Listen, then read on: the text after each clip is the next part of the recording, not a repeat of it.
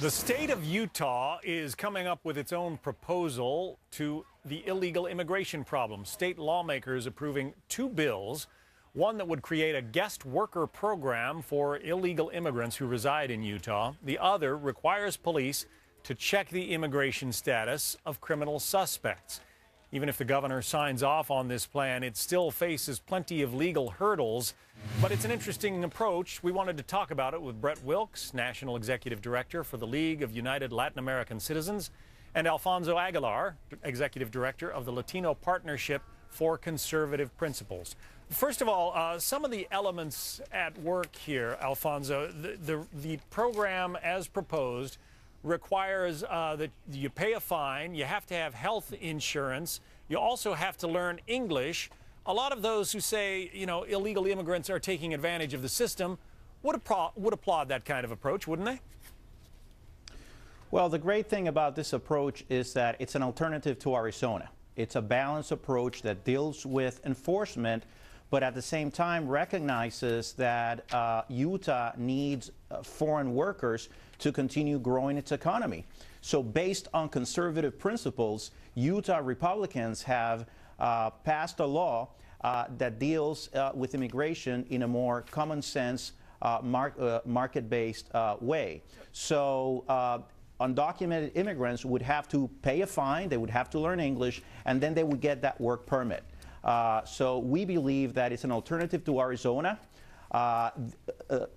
Legislators in Utah are frustrated that the federal government is not acting, that the White House keeps talking about immigration but hasn't done anything seriously to reach out to the Republican leadership. So now states have to take action, exercise their 10th Amendment rights to deal with this difficult and complex issue. They also would have to have health insurance. That's an interesting wrinkle there. And they'd also have to prove that they are living in Utah. Brent, what do you think about this idea? Well, certainly it's an interesting idea. It's definitely a big change from what we saw in Arizona.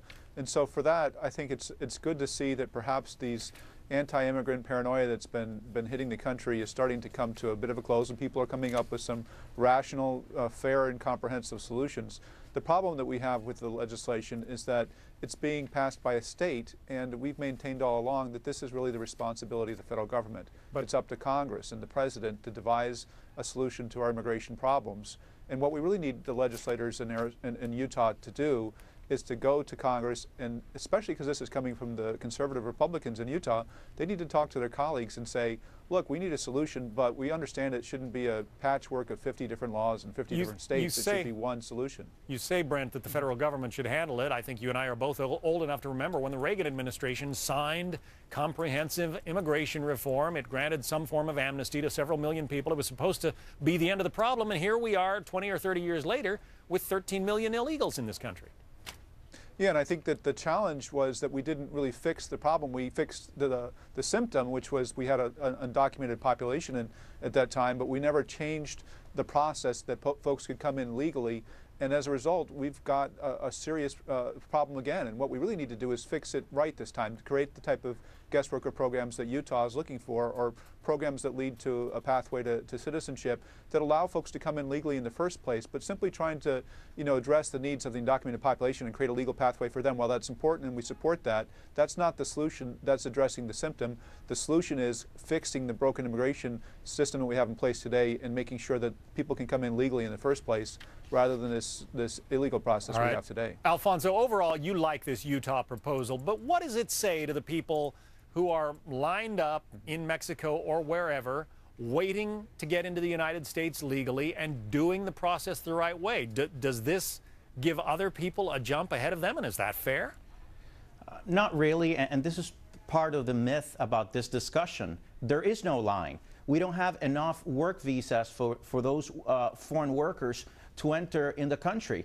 And the work programs that we have are not working effectively. So that's why Utah is desperate to create a mechanism to get the foreign workers that businesses in the state need. That is the problem. But I agree with Brent in the sense that we don't want to see a patchwork of state legislation.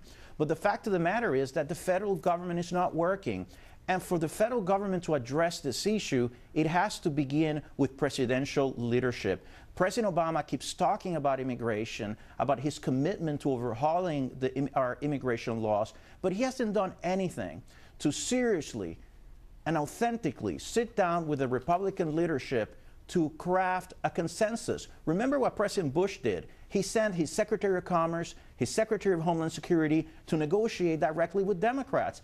This president hasn't done that. All right. So there's a lot of talk, but Republicans are acting. Alfonso and Brent, we're going to have to leave the discussion there. But yeah, we didn't even really get into the issue of whether one state can create a waiver to federal immigration law. That's the big question there, and a lot of people say it wouldn't even be constitutional. We'll keep an eye on that issue, follow it. Thanks very much.